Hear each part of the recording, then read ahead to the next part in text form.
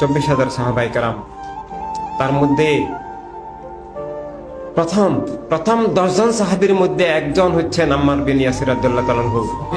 আম্মার বিন ইয়াসির রাদিয়াল্লাহু তাআলা আনহু বলতেছেন, আমি যখন ইসলাম কবুল করি তখন মুসলমান মাত্র 7 জন, আমি আমার পিতামাতা গিয়ে 10 জন হলাম।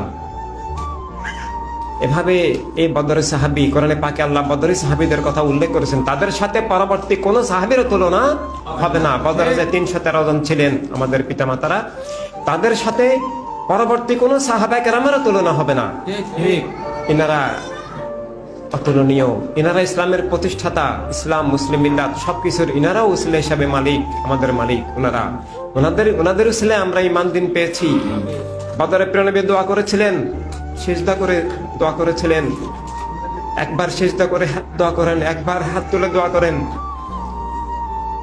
যে হে মাবুদ, আজকে যদি তোমার এই ক্ষুদ্র কাফেলা ধ্বংস হয়ে যায়, নিশ্চিহ্ন হয়ে যায়, আজকে মদিনার ইসলামের যে খেলাফতে ইনসানিয়াতের রাষ্ট্র যদি উৎখাত হয়ে যায়, কিয়ামত পর্যন্ত আর হকের দ্বারা আসবে না, থাকবে না, এবং তোমাকে ডাকারও কেউ থাকবে না।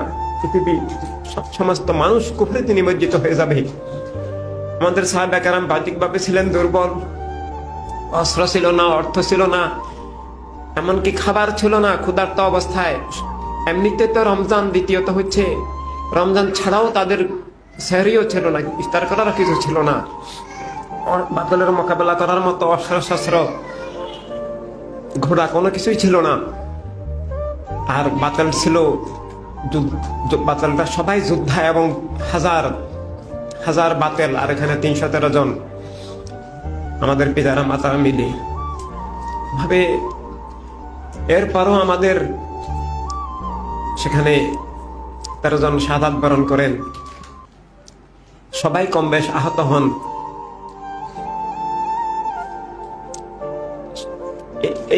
এই বদরি সাহাবীদের মধ্যে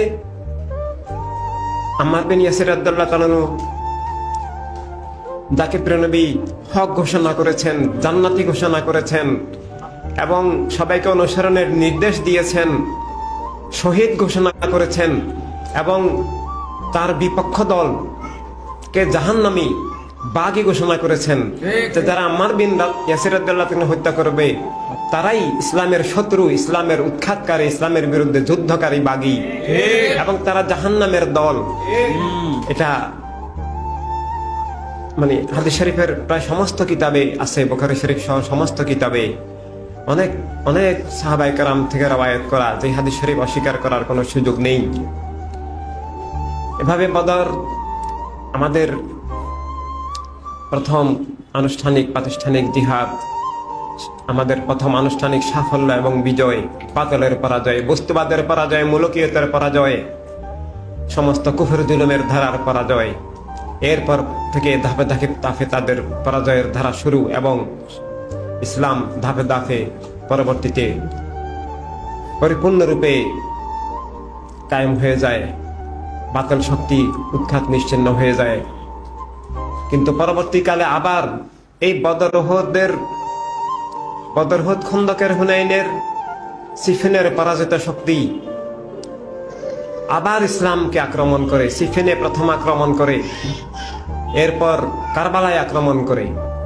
একই ধারা, সেই আবু জেহেলরাই পরবর্তীকালের মুয়াবিয়া রূপে আবির্ভূত হয়, এজিদ রূপে আবির্ভূত হয়।